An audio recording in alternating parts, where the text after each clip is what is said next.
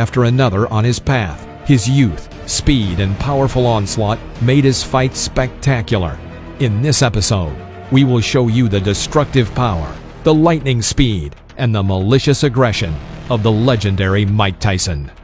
There's never any doubts in my mind because I'm the best in the world. Even though a lot of you don't like to hear it, it's fact. I'm the best. You know what I mean? Sometimes I don't want to believe it myself, but it's the truth. I'm the best.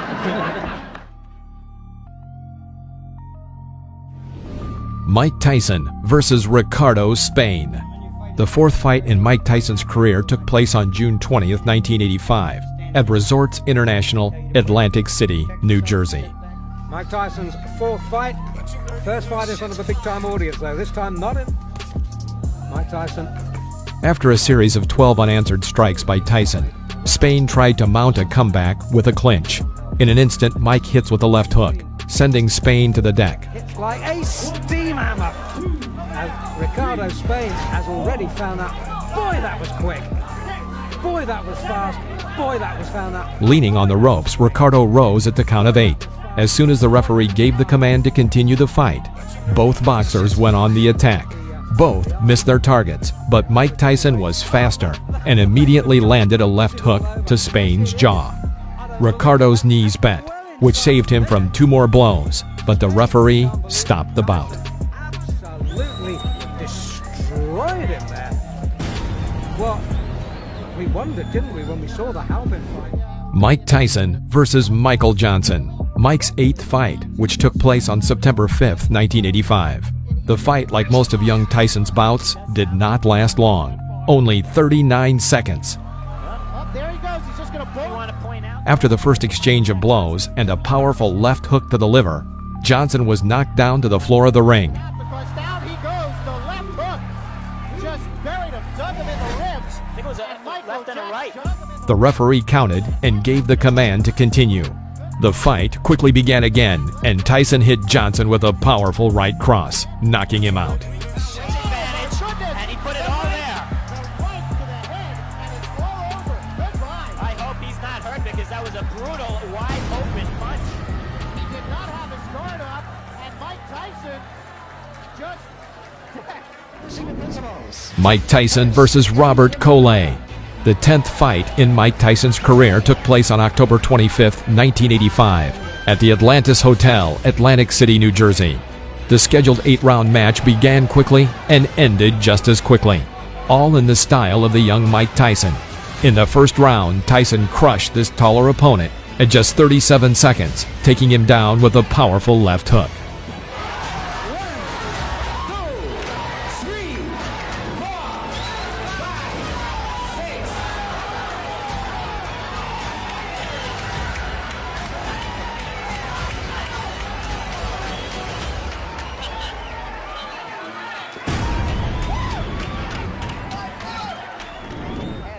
Mike Tyson versus Eddie Richardson.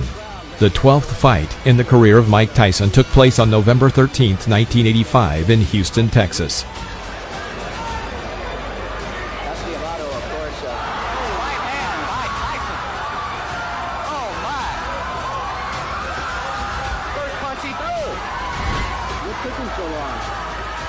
There were a lot of spectators in the hall. Everyone got comfortable in anticipation of the next knockout. And the knockout came 1 minute 17 seconds into the first round when Mike delivered a left hook to Eddie's head. They can find some fights from it.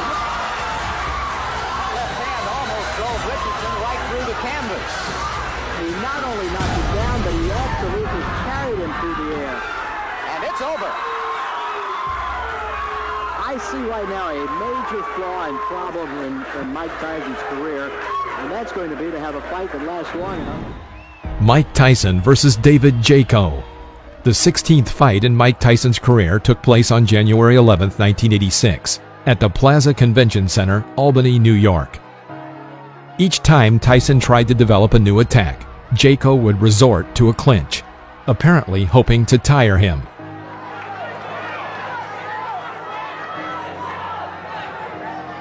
After one of these combinations, a strike landed on David's head, and he found himself knocked down into the corner of the ring.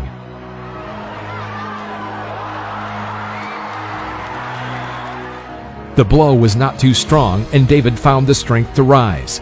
Tyson, as in previous battles, immediately rushed to finish off his opponent.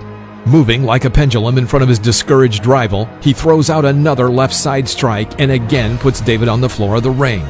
Tyson himself, probably tired of hitting so much, seemed to slow down the fight, now aiming for a single hit to end the match. Having missed a monstrous left hook, he immediately strikes with a right cross to Jaco's head. David is back on the floor.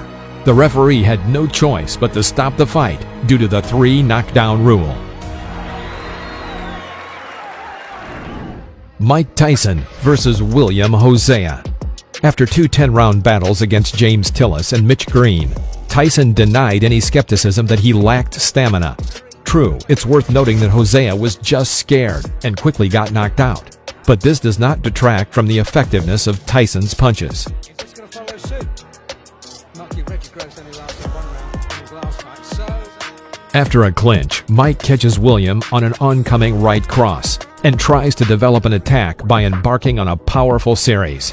Most of the blows glanced, but from the sheer number and the heavy pace, Hosea falls to the floor of the ring. the crowd, as you would expect for the local boy, He clearly was not eager to continue the fight and deliberately did not rise before the count of 10. The referee stopped the fight. well, I thought he did. Jose. Mike Tyson versus Lorenzo Boyd. The fight took place on July 11, 1986 in Swan Lake, New York. This fight was one of a series of fights that Tyson held in the summer of 1986, already on the outskirts of a battle for the championship title.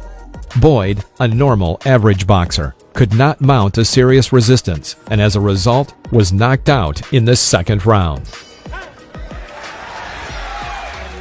Entering close range, Boyd tries to break through Tyson's defense, but to no avail.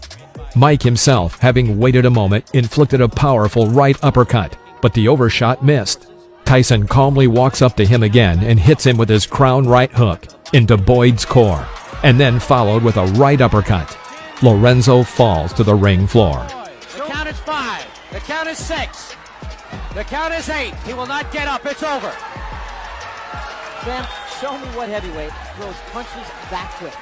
Those were 2 right hands, 1 to the body, and you snap your fingers. It was turned into, I believe, it's a right.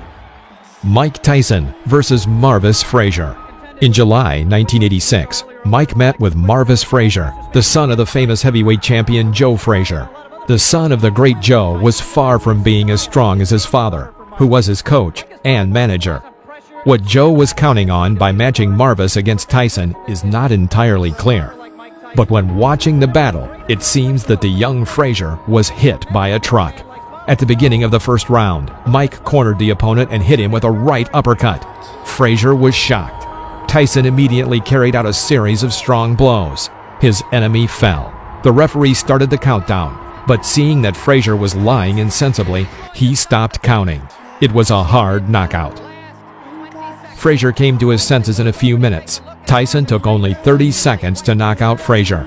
This fight was the shortest in the professional career of Iron Mike. Ferguson, the first time you saw him here on ABC Sports. Watch the uppercut, the right uppercut. Mike Tyson versus Alfonso Ratliff. The fight against Alfonso was the last for Mike before the fight for the champion title with Trevor Berbick. Tyson quickly figured out his rival, demonstrating the brilliant technique that distinguished him in his early years in the professional ring. After waiting a moment, Mike dodges to the left and throws a powerful left hook into Ratliff's jaw. Alfonso falls onto the ring floor. And there was a left hand, and Ratliff will sit it out. Climbing to his knee, he waits until the referee counts to 9 and gets up. Mike Tyson rushes to finish and shoots a series of 8 hits. Ratliff finds some relief in a clinch. After the referee breaks the clinch, Tyson begins beating Ratliff near the ropes. Can the man finish? And Tyson has left little doubt about that so far. Right hand, that should be just about it. Davey Pearl looking very closely. And that's all. It's over.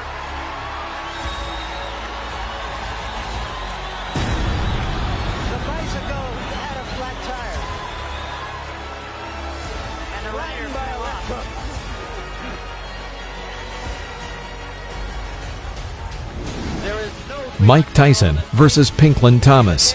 The battle took place on May 31, 1987.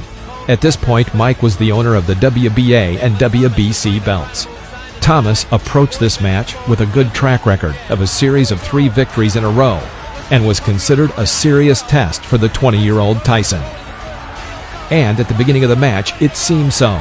Thomas managed to cope with the pressure of Iron Mike for 5 rounds. However, in the 6th 3-minute period, Tyson carried out a series of powerful uppercuts and hooks from both hands, some of which landed right on his opponent's jaw.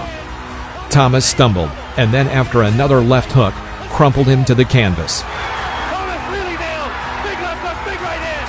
Down it goes, Pinkland Thomas. Out of 11. He did not have time to get up before the end of the count, and the referee stopped the match. It's worth saying that before this fight with Mike Tyson, Thomas had never been knocked down. Stop a championship fight. I think he counted him out. I'm not sure if that's going to be scored as a TKO or a knockout. I think he may have counted him out. We'll have to wait and get him. Mike Tyson versus Tony Tubbs.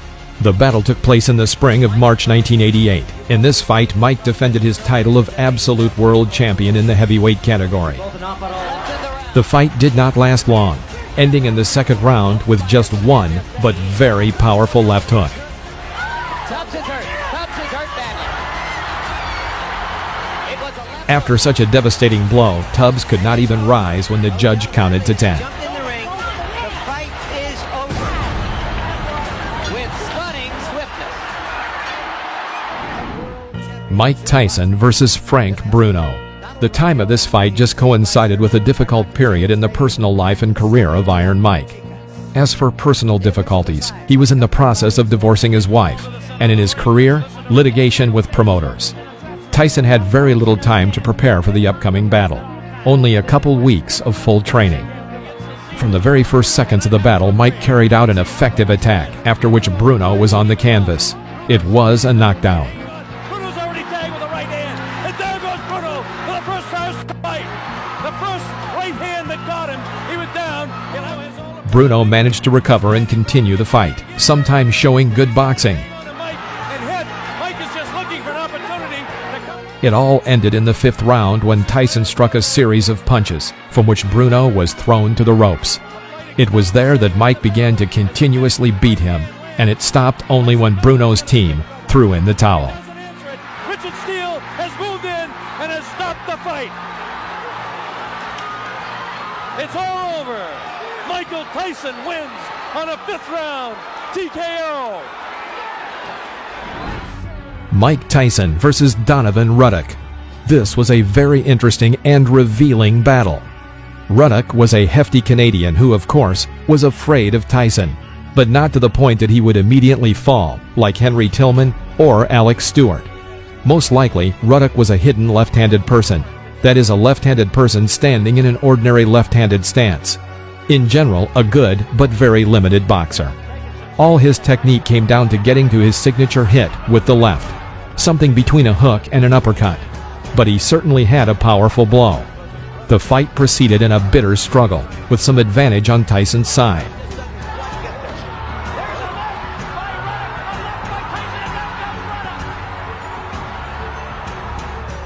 In the 7th round, he hit Ruddock's jaw with a left hook. Ruddock staggered and leaned on the ropes. Mike Tyson rushed in to finish off the opponent, but the referee, Richard Steele, suddenly stopped the bout, calling a TKO. Tyson and Ruddock. The decision was very controversial. After the battle stopped in the ring, a brawl began.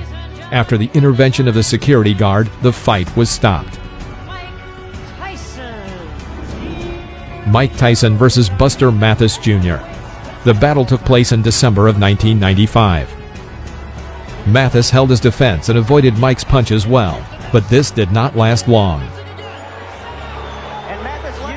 In the 3rd round, Tyson sent Buster Mathis to the floor with a right uppercut. Mathis did not have time to rise before the count of 10, and the referee called a knockout.